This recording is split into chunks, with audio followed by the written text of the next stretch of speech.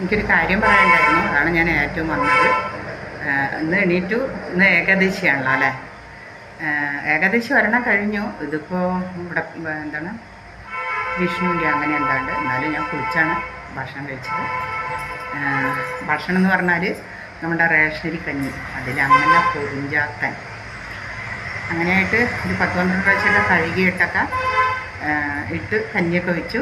അപ്പം അതല്ല പ്രശ്നം.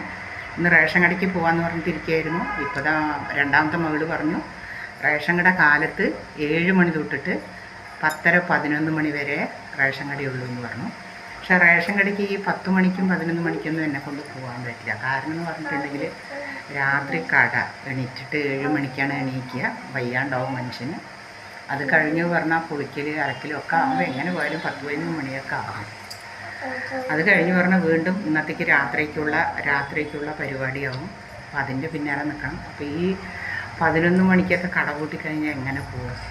ഒരു 10-12 മണി വരെ അല്ലെങ്കിൽ ഒരു അത്രയൊക്കെ ഉണ്ടെങ്കിൽ നമുക്ക് എങ്ങനെയെങ്കിലും ഒന്ന് ഓടി പഠിച്ചിട്ട് പോകായിരുന്നു. ഈ 10 വരെ എന്ന് പറഞ്ഞിട്ടുണ്ടെങ്കിൽ നമുക്ക് ഒന്നും ചെയ്യാൻ പറ്റാത്തൊരു കണ്ടീഷനാണ്. മനസ്സിലായില്ല. പിന്നെ കടയിലാണെങ്കിൽ അന്നത്തെ പോലെ തന്നെ ഇതിപ്പോൾ നമ്മൾ ഓരോ കടയും തോറും നമ്മുടെ അടുത്ത് വലിയ വലിയ കാശുകാർ വന്നിട്ട് ഓരോ കടകളിടുമ്പോൾ നമ്മൾ ഈ പാവപ്പെട്ടവർക്ക് നമുക്ക് ജീവിക്കാൻ വലിയ ബുദ്ധിമുട്ടാണ്.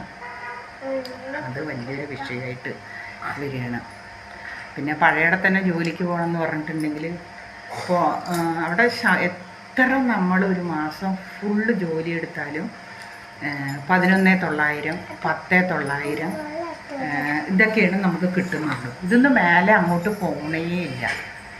ഇപ്പം ഞാൻ അവിടെ 1 വർഷം ജോലി ചെയ്തു. ഇവിടെ ഒരു സ്ഥലപ്പേര് പറയുന്നില്ല കേട്ടോ. എത്ര നമ്മൾ കിണഞ്ഞ് പരിശ്രമിച്ച് പണിയെടുത്താലും ഡേയും നൈറ്റും പണിയെടുത്താലും 11,900 10,900 12,900 ഇതിൽ നിന്ന് കവിഞ്ഞ് പോണയിലെത്ത് വരെയായിട്ട്. അതിൻ്റെ ഇടയിലാണ് ആ അമ്മമാരിനെ ദ്രോഹിക്കൽ അത് നമ്മൾ കാണണം. അതുകൊണ്ടാണ് ഞാനതിൻ്റെ മുഴുവൻ വീഡിയോ ഇടാമെന്ന് പറഞ്ഞിട്ട് ഇട്ടിട്ടില്ല. ഞാൻ കുറേ അമ്മമാർ അവരുടെ അനുഭവങ്ങൾ അവരുടെ വീട്ടിൽ നടന്ന കാര്യങ്ങളൊക്കെ നമ്മളടുത്ത് പറയാറുണ്ട്. ഞാൻ ഇടാം അത് അങ്ങനെ. പിന്നെ എനിക്ക് ഈ ഇടയ്ക്കൊരു സംഭവം ഉണ്ടായെന്ന് പറഞ്ഞാൽ ഞാൻ ഈ കോൺഗ്രസിൻ്റെ ചെറുപ്പം മുതൽ ഞാൻ കോൺഗ്രസ്സിൽ പ്രവർത്തിച്ചിട്ടുള്ളൊരു വ്യക്തിയാണ്. എൻ്റെ അച്ഛൻ കോൺഗ്രസ്സാണ്.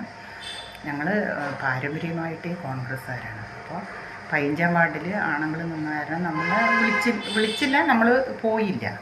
അപ്പോൾ 14-ാം വാർഡിൽ ശശികല ടീച്ചർ എന്ന് പറഞ്ഞിട്ടൊരു ടീച്ചറിന് വന്നിട്ടുണ്ടായിരുന്നത്. അപ്പം അവരുടെ കൂടെ നമ്മൾ പ്രവർത്തിക്കാൻ പോയിട്ടുണ്ടായിരുന്നു. അവരുടെ കൂടെ പാർട്ടിക്ക്